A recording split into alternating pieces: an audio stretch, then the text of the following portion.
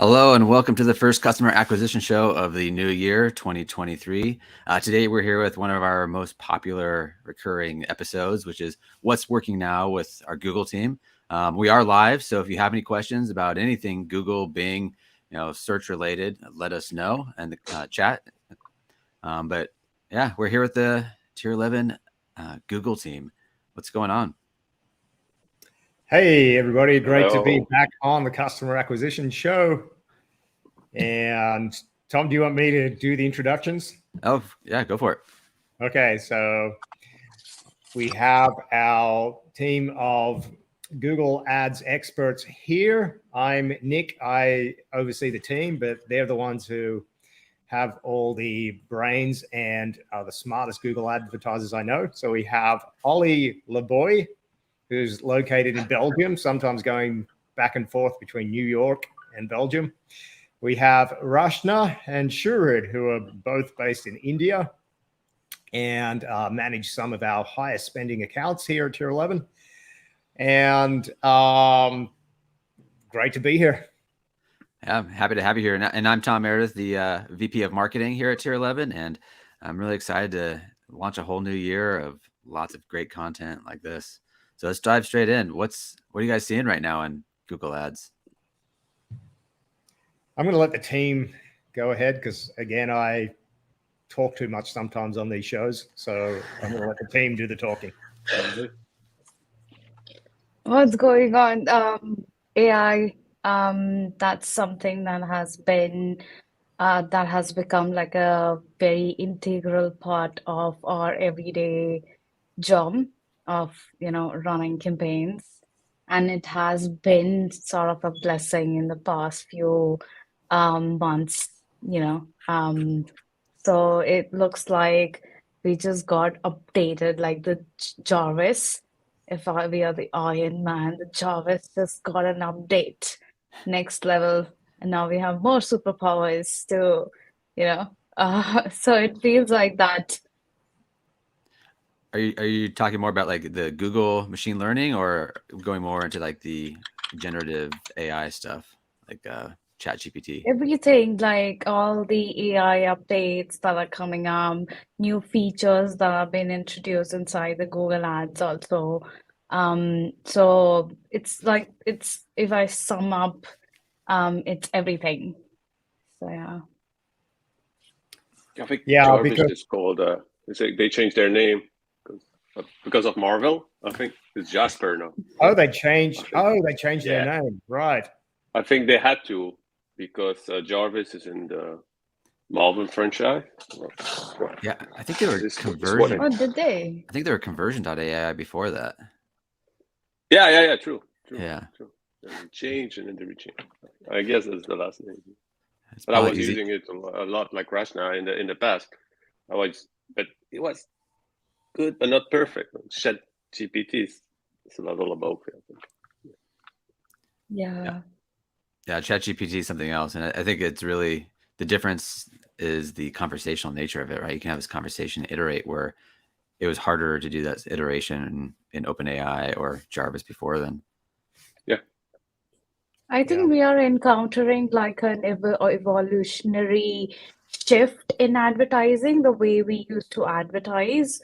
I recently posted a post on LinkedIn about the fundamentals of advertising have always been the same, but the evolutionary change always happens. So either it's like shifting from traditional model to a digital to a AI driven to what's more exciting is augmented reality. So like how would that be something that I really look forward to. So really excited times, to be very honest, to be witnessing this, evolution of advertising and being a part of that. So I'm excited like I've never been before. Yeah, it's so exciting. And the thing is, we know Google has their own tools. They have their own AI division. So it's not like they're behind the eight ball here. And talking to some of my software engineer friends, what their take on it is that most of the AI engineers kind of all went to the same universities and all know each other, and they're just spread out among the big tech companies. So it's like Google, Facebook, Amazon, Apple all have their own AI capabilities and tools. They've just delayed the release to the public because they have their brand equity to take into consideration. So they want to make sure it's really functional before they release. Where OpenAI are kind of, they're like, to most people, they're a new company. So they don't really have an existing reputation to uphold. It's a really great point. After Bing comes into the picture, Microsoft with ChatGPT, what Bing has to offer in the coming years is also really exciting. So how much shift is it that going to be with the platform, advertising platform that we have? As I've been having some issue with the UI, that's what something we need to fix before they go on to ChatGPT. But that's also really exciting. Right, the Bing search engine. I mean, it may make a resurgence now that Microsoft has its investment with ChatGPT. So all it's going to take is it's a matter of habit. I think most of us, when we search right now, we go to Google, we go into Chrome, and we go to Google. But if we find there's a better experience searching on Bing and ChatGPT is involved, then we may see a shift in users go to Bing, and that means more search volume, more revenue for Microsoft to develop the Bing search engine, and that means more advertising, search ads being conducted on Bing. So that's going to be super, super interesting. Yeah, less CPC. Yeah, I would pull CPM, less CPC, more. That's right. The inventory. It won't hurt to have a competitor because they control so much now. So if you have somebody who even take 15% or 20% of the search, that would be good. That would be good for us. Okay. So this for the people in general. So I'm going to require a little bit of speculation from you guys. What do you think like advertising looks like in a chat search world? Like, I know we're already kind of getting like excited about Bing generally before this ChatGPT stuff. I know we're spending more and more for our clients monthly, but like if Bing becomes the default search engine within ChatGPT and ChatGPT becomes the default way you interact with Bing, like what does advertising look like in that?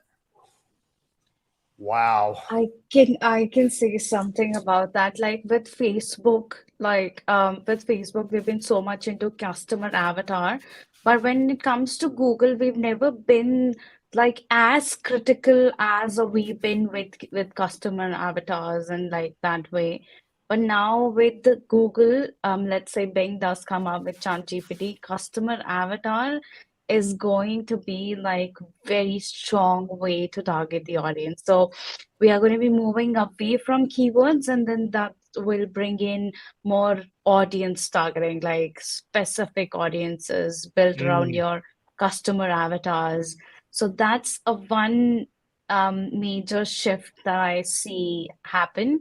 But yeah, I'll see what others have to say. It's still a simple prompt compared to all the visual you have when you search on Google and Google all those years you have. So when you do your search, you have the snippet, and then you have the video, and then you have the research on image. ChatGPT is still just a prompt, so there's still a long way to go against that with Bing. I think. I mean, if ChatGPT grew to 1 million users within 5 days, I think it was, right? Who knows what they have now? And you start imagining people use that as their default search engine. So what are 10 pizza places near me? You asked it that, and it gives you 9, and the 10th one is a sponsored one. Like, how does it? I mean, that's like a completely different way of advertising. How is that different though from what Google currently does if you search for a pizza place near me? Well, I think the big there's a layer here of like removing, like Google feels raw now, right? It's like, oh, that's like raw information. If I'm having a conversation with an assistant, which Alexa's been trying to do, Siri, even Google Assistant, But this is like, it feels like the first time that there's a really helpful assistant that I can interact with. I don't have to talk to it. I can type to it and I ask Got it it. anything. Right. Right. Yeah. If I ask it to write code to, I don't know, scrape some website, it could give me the code, or maybe it's somebody, there's a vendor that has a tool that it also offers as an option. Like Right. And Google's, I mean, I'm going back to Google, but maybe Bing and Microsoft can do this as well. Because Google is so goal-based, when you give it that target, so for example, it's selling a particular product. Now, Google is already starting to create its own ads. There's an option in Google Ads where you can opt in for automatically creating assets. So it's going to create headlines, descriptions for you. And the more it iterates on that and learns what leads to the sale, I mean, that AI is going to start developing ads, developing creative, and just in order to reach and find what works to reach that goal. So it's just super, super interesting. Yeah. Or if you look at something like, even, is it Tome as an example, right? That's the one that you put in your title of your presentation, and it'll build out a presentation for you. And it's not just the words, but it also uses Dolly or Midjourney or something to create images that support the words it comes up with. Like, it's kind of rudimentary, but you start, it starts improving and improving, and all of a sudden that's any advertising platform. One comment I saw recently, because you go on Twitter right now, there's hundreds and hundreds of threads on ChatGPT, and it's the future, and et cetera, et cetera. So there is some hype. And I did see a thread saying, well, this is all going to blow over soon. It's just fun to play around with, but there's no real use cases. I disagree with that, because we're already seeing the use cases, and this is going to evolve the more we identify these really valuable use cases. Rashna has one of the best ones I've seen yet, period, in advertising. And what she actually did was take a script developed by Tom Breeze. Shout out to Tom Breeze, the YouTube ads guru, who's a good friend of ours here at Chair 11. But she took that script and put it into ChatGPT to get variations. Rashna, did you want to just elaborate on what you did there? Because it's genius. Yeah, so with ChatGPT, I'm always like exploring its capabilities. So what I did was, like, we have the script given to us by Tom Breeze, and so I gave all of the directions in terms of what's the target audience, what's the client, what's the objective, and what should be the tone of the script, and then finally also a template which we follow. It's educate. And then I also gave the landing page to which I want to advertise. And it spits out the variations so accurately. And then you can pick certain sections of the template that you want variations. And then it did that also. For example, the first 5 seconds variation. So how should that even start? So let's say if I'm selling hair dryer, then I just ask the tool to give me 5-second variation where I only want to attract the people who have frizzy hair. So, in that way also it gave me all these 5 variations of starting with, are you struggling with frizzy hair? If you don't care about, how your hair look, skip the ad, or, those hooks. And so all those variations otherwise would have taken me like 2 hours to really think about, like, what else should I be testing, and having my focus away from the real targeting and how the campaign is going to be structured. But it just saved my 2 hours, and it gave me variations which I don't know if I might not have even come up with. So yeah. Still have to tweak it a little bit after, Usually what I do the variation, and then I into the variation, you pick 1 or 2, and then you tweak them. Yeah. Like, it's not finished business. You just tweak them after, and that's why it saves a lot of time. Yeah, I Right. think We it's. all have. Sorry, go ahead. I was gonna say, I think it just that's such a powerful part of this is it just solves that blank page problem, right? Like how Yeah. how much time Yeah, is spent that's just like thinking what to exactly that. start Yeah. writing. This gets you And- going. You give it the and we information all- to begin. Go ahead. Sorry, go ahead, Nick. Yeah.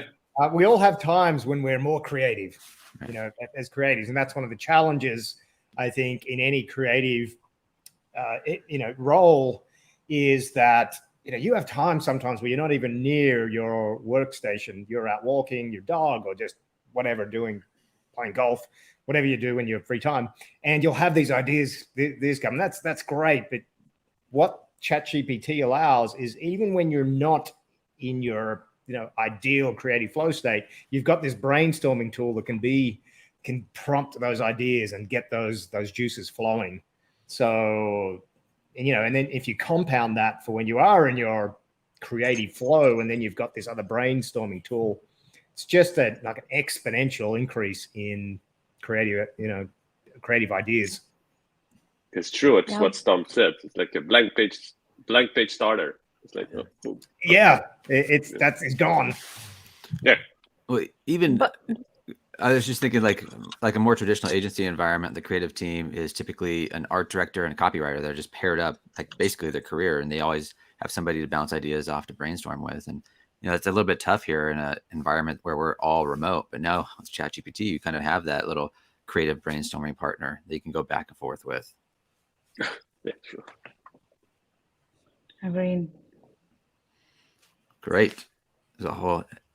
Maybe we should try to shift away from ChatGPT because I know I know we're like the most the active people in our own internal AI channel, so we can talk about this all day. But yeah, and I think it is so exciting when you think about how Google does have their own tools. So, and I think this is where they've been heading all along with Performance Max. So the where Performance Max is right now compared to a year ago, it's been getting better and better. And we do know that Performance Max has something like 100 features that are going to be released, I think likely this year. And it's just exciting to speculate as to what they might be.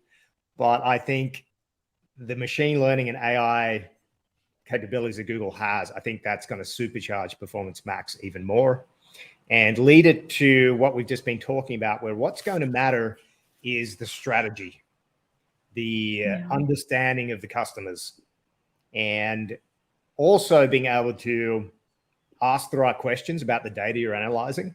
Those two things, I think, the understanding the market, asking the right questions about your customers and your market, then asking the right questions about the data that's coming in, and the actual execution in terms of creating ads, creating assets. Google's going to be taking care of a lot of that. do we have any idea what any of these 100 features are going to be, or is it going to be like 100 days of mystery boxes? Anybody know? Anybody see some hints? I mean, that's what we see announced from in Twitter, Google Ads Twitter, and so Google's very hush hush about it all. But yeah, anybody, Rashna, Ollie, you have any idea what these features might be?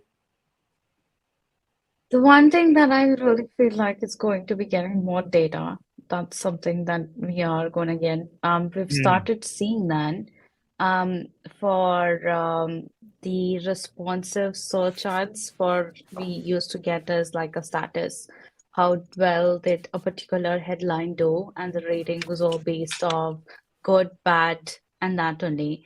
But recently, we've also seen that the discovery campaign started getting the performance based off click conversion on all those assets. So if that is starting to happen through discovery and rises up to all of the RSA ads and then comes to the Performance Max or in any order, that'd be really helpful. So I think they're getting into that phase where they understand that now it was all about getting the data from advertisers, but now it's time to give it back to them.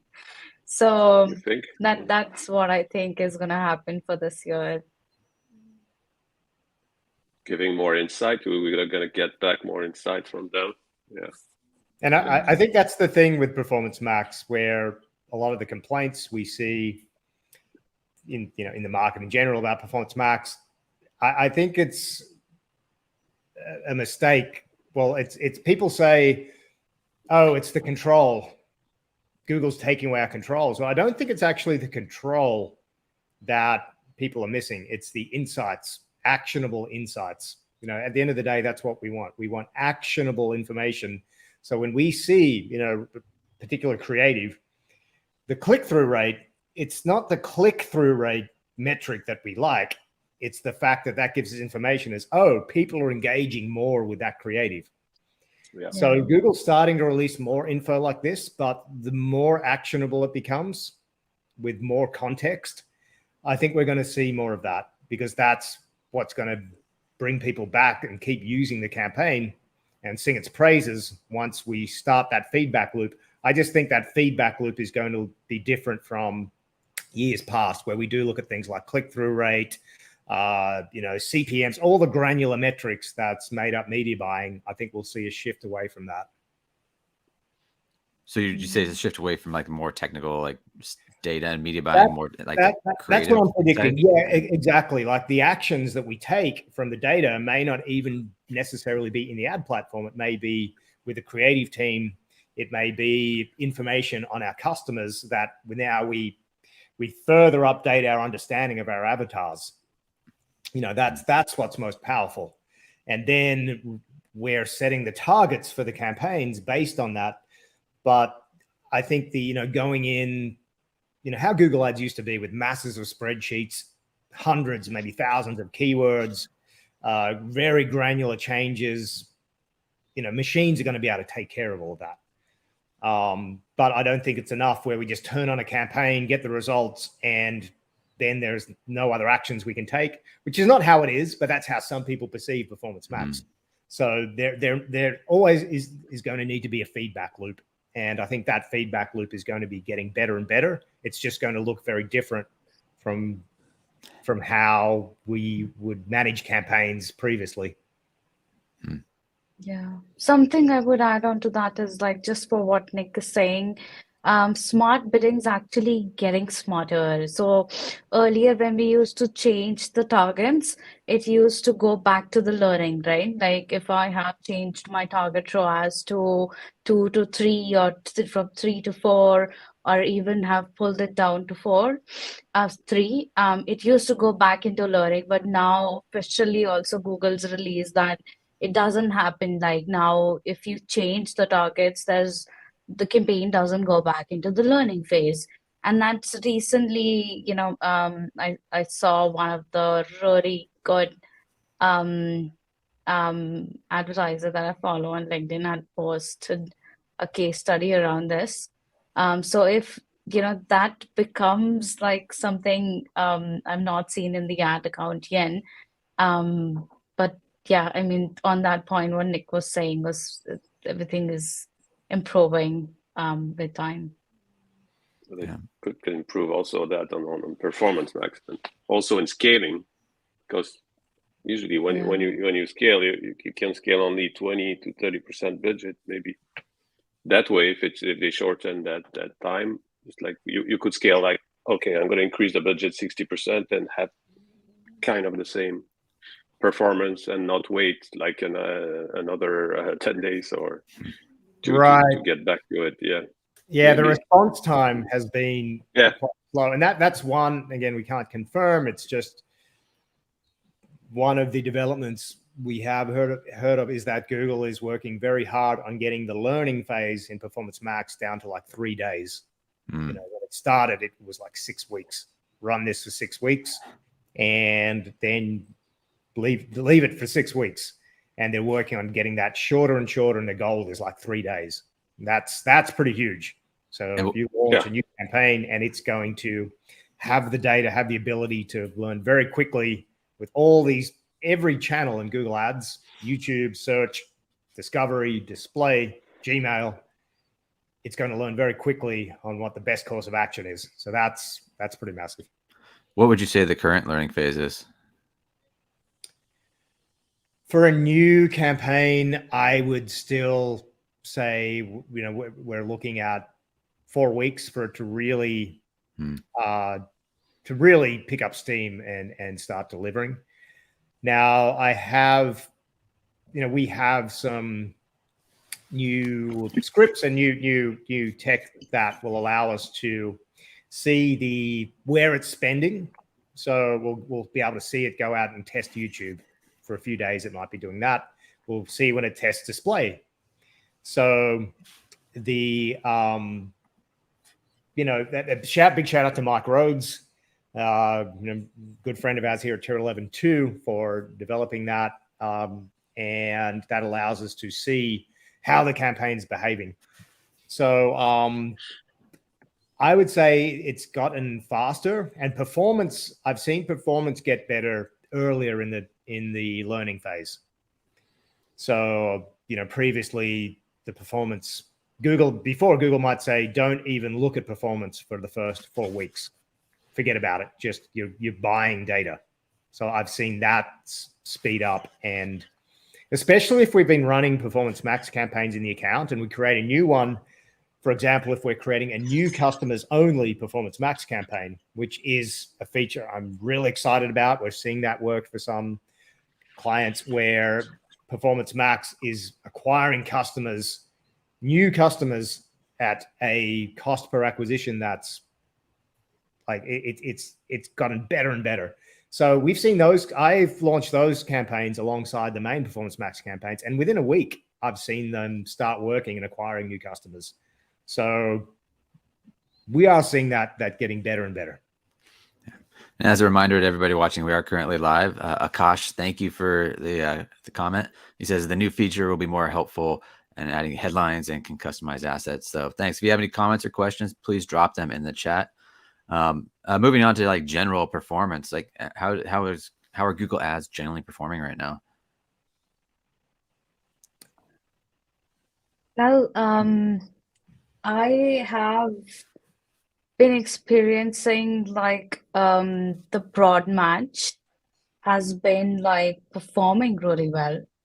So I'm also moving away more towards away from the exact match and phrase matches and getting more towards the broader keywords with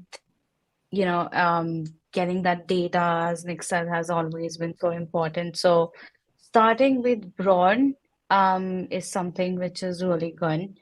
And to the earlier point, what Nick was mentioning on the Performance Max ramping up within 3 days, I have huge hope on that. Like, it could be possible because it has happened in the past. We used to start a campaign with the entire new account with manual bidding to get the data, but now it starts from maximize conversion also to start pick up.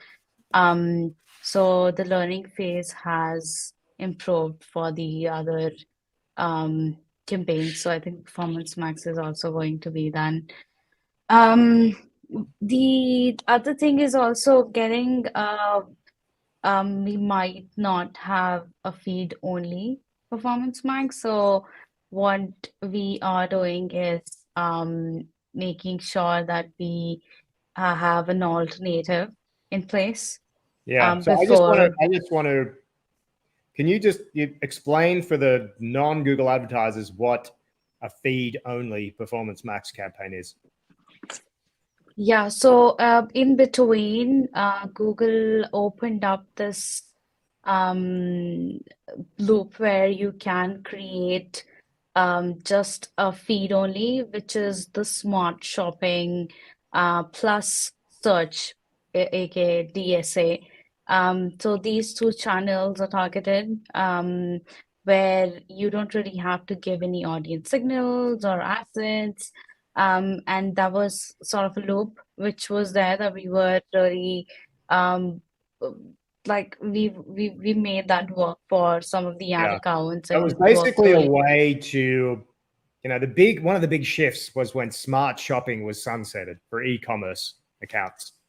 Okay, that was a seismic shift, and Google said to everyone, okay, smart shopping is going away. You've got to upgrade all your smart shopping campaigns to Performance Max.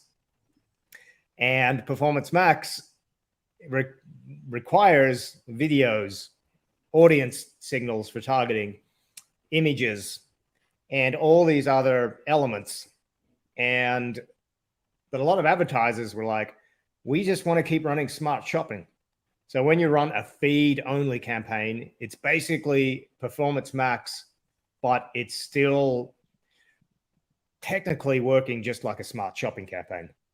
So that's what the hack, the workaround that Roshan is talking about. But Roshan, go on, just continue. Yeah, so there were some ad accounts where that really worked out, but then it's always the change is inevitable when it comes to Google Ads. So being prepared with a full-fledged Performance Max is something like a good strategy to always have, because Google can always close that loop and give like a 2 months. I think that loop is not even going to get a timer. It's just gonna go away one day. Right. It's like I have found I tried to create one in an account the other day and I wasn't able to. Yeah, sometimes I have that too. Yeah. I have that too. But it's been a month. It's 2 months. Some accounts I'm not. I don't know exactly why. It's same setup, but they don't allow on that one. It's like, yeah. yeah, I've been also staying away from creating that campaign in the first place because a full-fledged full funnel Performance Max is better.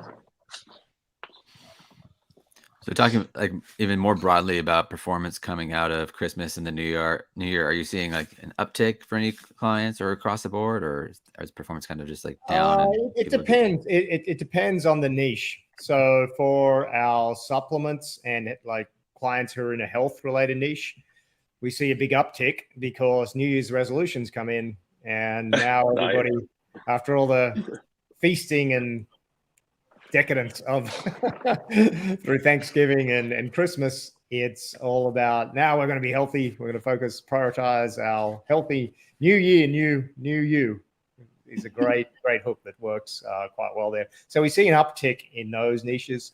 Others, it will depend on the niche. Sometimes we see in some niches where the products might be very popular for gifts that, we see acquire a month in January and February. I think, apparel and things like that, for retail in general, it's historically quite time. But some accounts where we see that the products are very popular for things that people buy for themselves. So, for example, we have a client who is in mobile phone accessories, and for whatever reason, they tend to see an uptick every January in their sales, comparable to Christmas, to December. So it's a mix, but in general, I mean, we see performance in Google Ads. We see some really exciting signals there that Performance Max is getting better and better. Performance is increasing. So I think for this time of year, though, it just depends on the niche. In the alcohol industry, they call it dry January. It's because dry January, right? Everybody got resolutions. I'm not going to drink. I'm going to exercise diet. So it's dry January. Yeah. All right. We have a question from Suraj. It says, I'm running one PMax campaign for real estate lead generation, but the lead quality is the very worst. How can we make use of Performance Max for lead generation? That's a tough one. Let Nick answer that one. Okay. Suraj, the answer is we don't use Performance Max for lead generation at the moment, period, because of this exact problem you're talking about. And what I would recommend is, if it's lead generation, focus on your search campaigns. And now, with your conversion tracking, if you can set up offline conversion tracking, so you take your or the client CRM, or if it's for your business, your CRM, And some of the best ones to use for this are HubSpot. HubSpot is actually one of the best because it integrates directly with Google Ads. But then what you can do, so if it's lead generation and this is real estate, filling out a form in a contact is one event, it's one signal. That doesn't take into account the quality of that contact. Now, if you set up a signal in your CRM for when that contact is verified, so they've spoken to the sales team and qualified as a quality lead, you can set up a signal that will send that back to Google Ads to train the platform to find more of those quality leads. In theory, this should work with Performance Max, but you still will get a lot of junk leads with Performance Max. So I would set this up with search to start with. And then as you get more data, get more leads, you can even set this up all the way to actual closed deals, as long as they happen in a 3-month time frame. So this is the power of the Google platform with this. We have a 3-month conversion window. So the more data you send back to the platform based on the success, what looks like success, Google's going to learn that with its machine learning. So I would say go back to search. Don't use Performance Max for lead generation right now. Right now. Still need a big volume, I guess. They still need a good volume of data. So it depends also. If he's trying to do that in real estate, that it's local, you might have to wait like 6 months or 1 year to get the right data. Right. Good point. Because if it is local, it's exactly right. It's going to take volume. It's even worse. And it's so also Performance Max on local, I couldn't touch now. On small volume, not right. Sorry, yeah. And it's one more thing was like, it's also when you have an offline conversion tracking in place, you cannot really pinpoint and see what exactly was that process that lead had taken, what touch points were there, nothing you can see. So you cannot come back to the campaign and pull the lever like that. So when you have a search campaign and you have 10 keywords running and you have your offline conversion tracking, you can, have that one viable lead linked to one particular keyword that worked for you. And then you have, boom, really good information, which you can take back and double down on. Or what would you do with Performance Max? You would know which touch points happened, where which particular ad copy triggered in. You cannot do anything. Just sit and think. Yeah. So when it comes to like a lead gen for high end, where the CPCs could really go, I don't know, something like what Ollie was showing me, around $300, $500 a click. Yeah. So yeah, you wouldn't want to do that. So yeah, to second what Nick was saying. Yeah, and I think if you have to run Performance Max for lead gen, there's a lot of managing expectations, particularly for the sales team that's going to have to follow up with all these leads. Just how long the training takes for Performance Max and how much junk they're going to have to sort through until it gets optimized for that.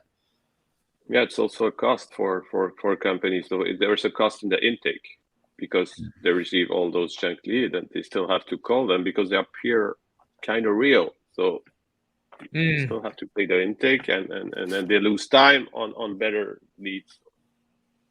And that's actually a prediction we have this year. We have our crystal ball document here where we're predicting some of the features that Google will release. And that's actually one of them. We're predicting they're going to solve this issue for Performance Max for lead gen.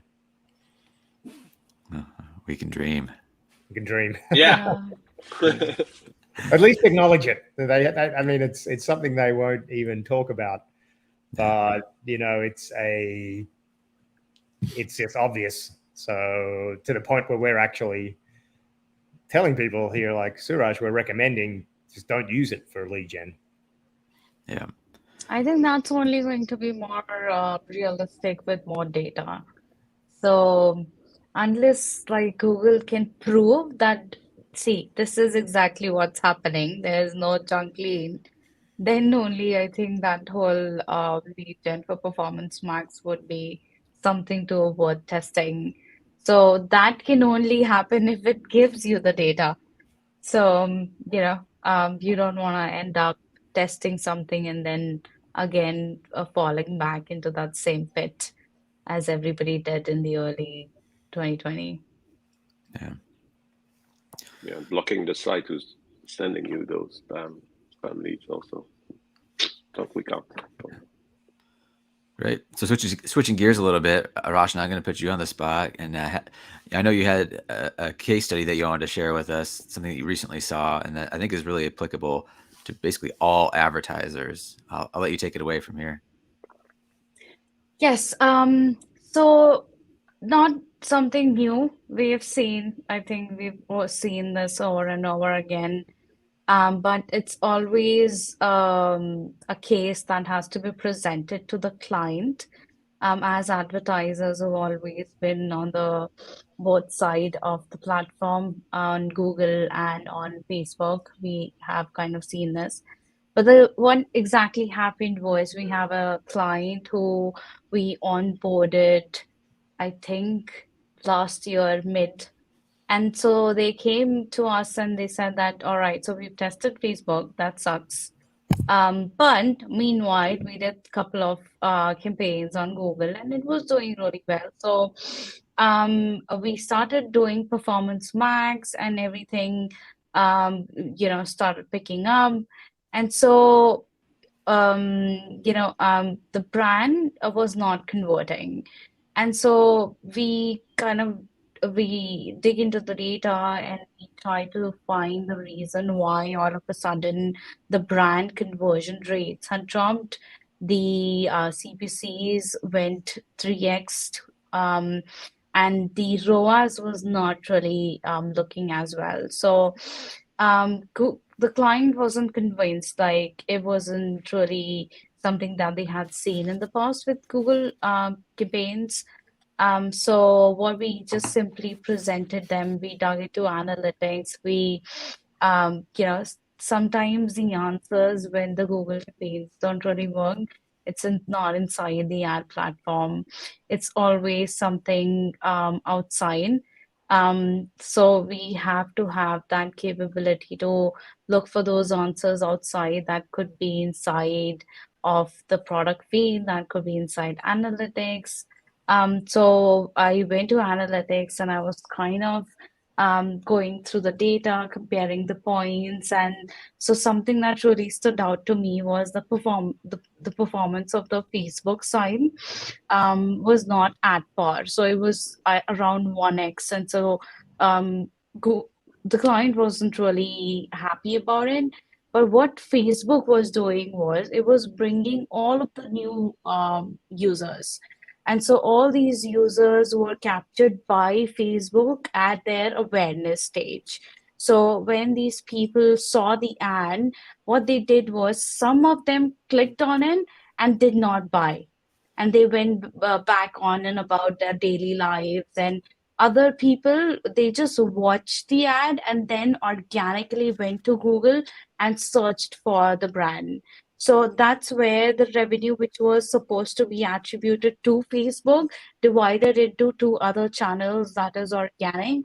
And to paid search also, meantime, was capturing that through brand and retargeting. And then there was direct traffic that you can attribute on analytics.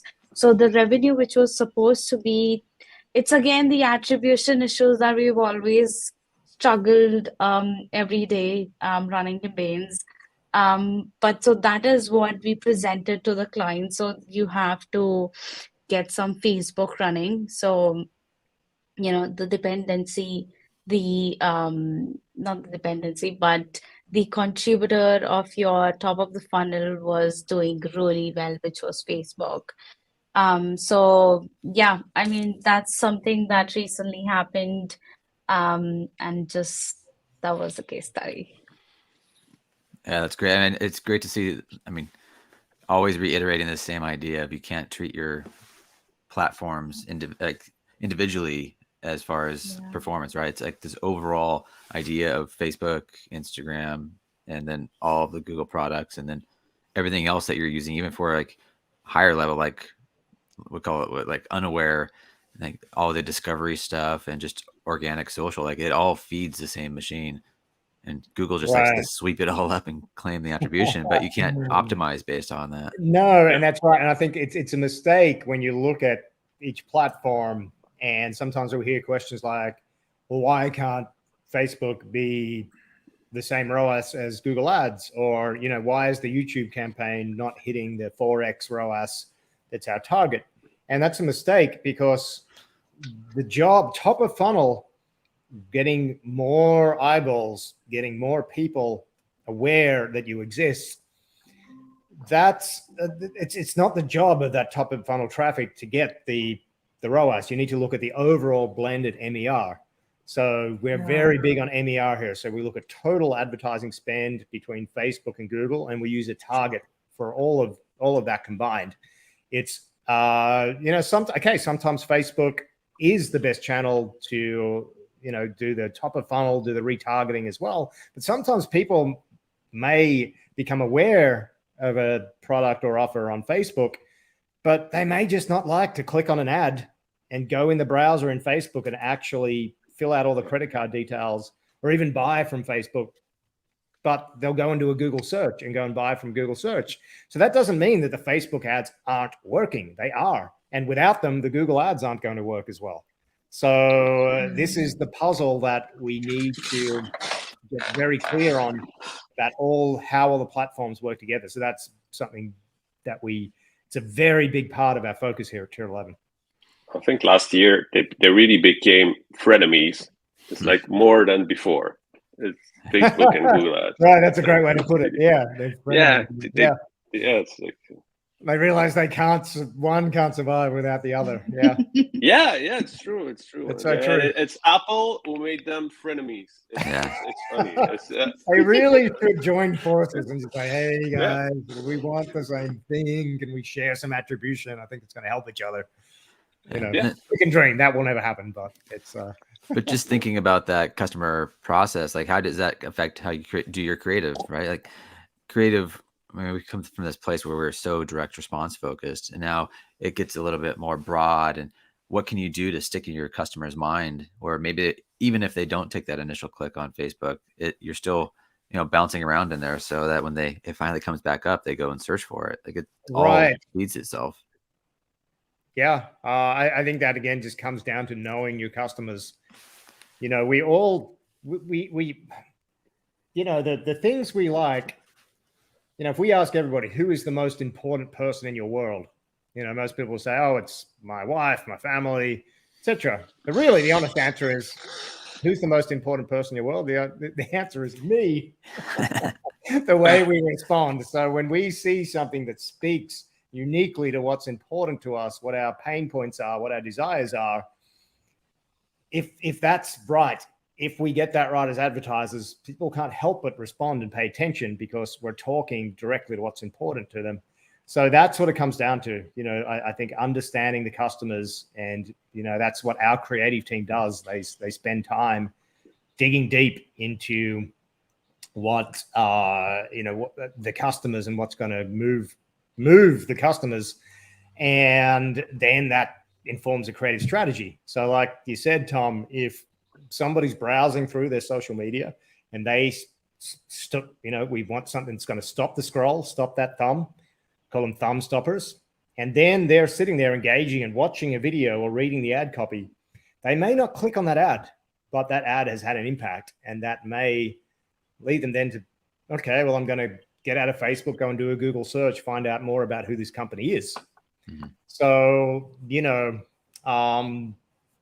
Facebook's not going to get the attribution, the credit for that ad, but it's done the heavy lifting. It's done the hard work of getting that awareness and getting that customer into the funnel. Yeah.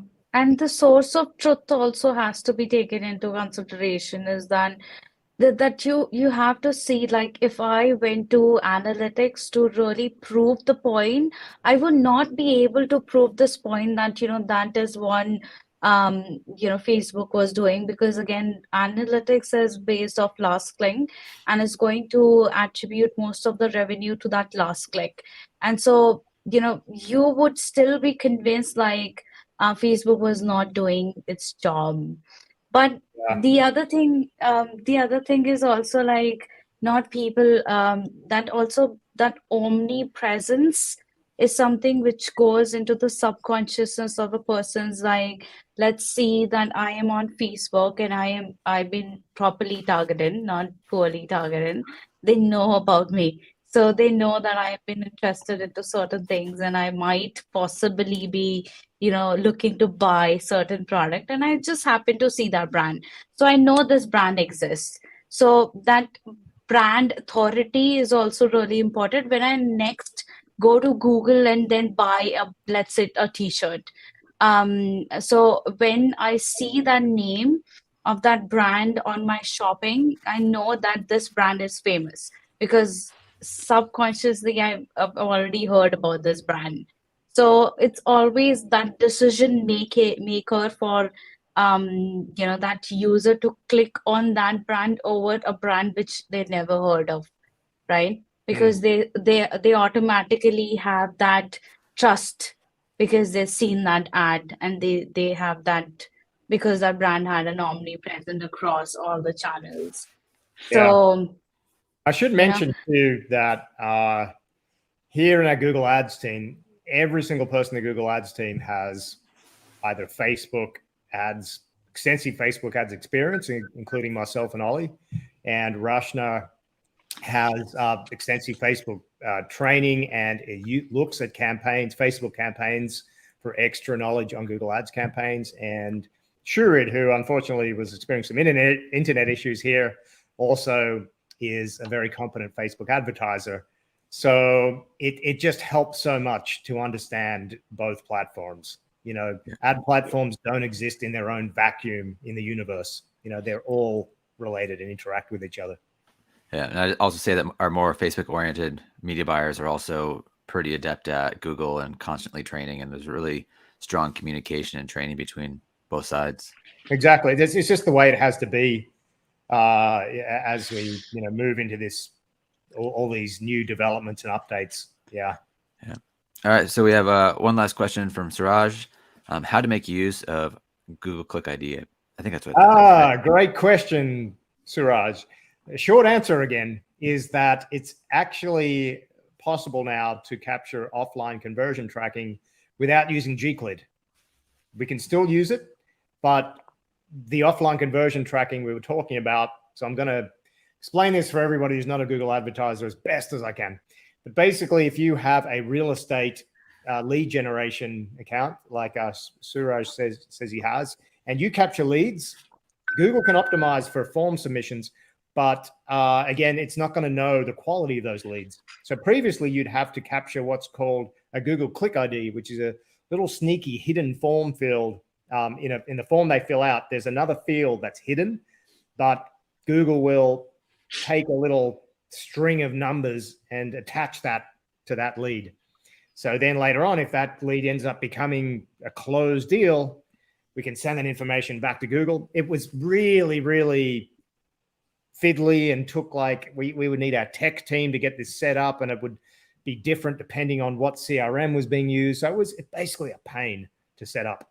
Now Google's introduced what's called enhanced conversions for leads, where we don't need to do that. Google will magically take the customer data, use all its triangulation and the data profiles and all its ways it connects the dots, and will link that back to the first click.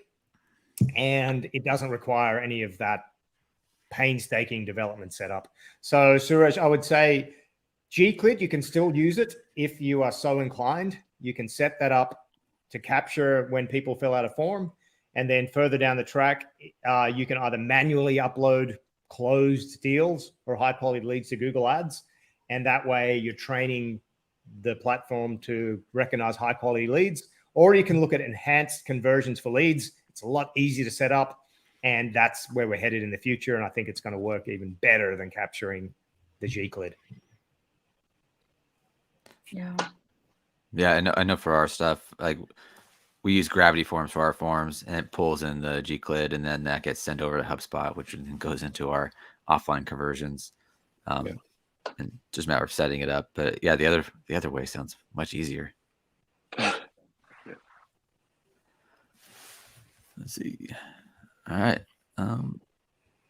I don't believe we have any more questions. Thanks everybody for hopping on. Like we do these, every month with the Google team. Then we'll do another one with our more social focused advertisers. But everybody, thank you. And then for anybody who's watching, and if you want to learn more about Tier 11, head over to tier11.com. If you want to learn about working with us, there's a little big pink button that says work with us. And if anybody who wants to, talk about joining the Tier 11 team, head over to tier11.com/careers. We're always looking for extremely talented advertisers and creatives and tech people. So we're always looking. Ollie, Rachna, Nick, thank you very much. Happy New Year. And I look forward to doing a bunch more of these. Thanks, Tom. It's Thank always you a so blast. much, Tom. Bye-bye. Thank you, team.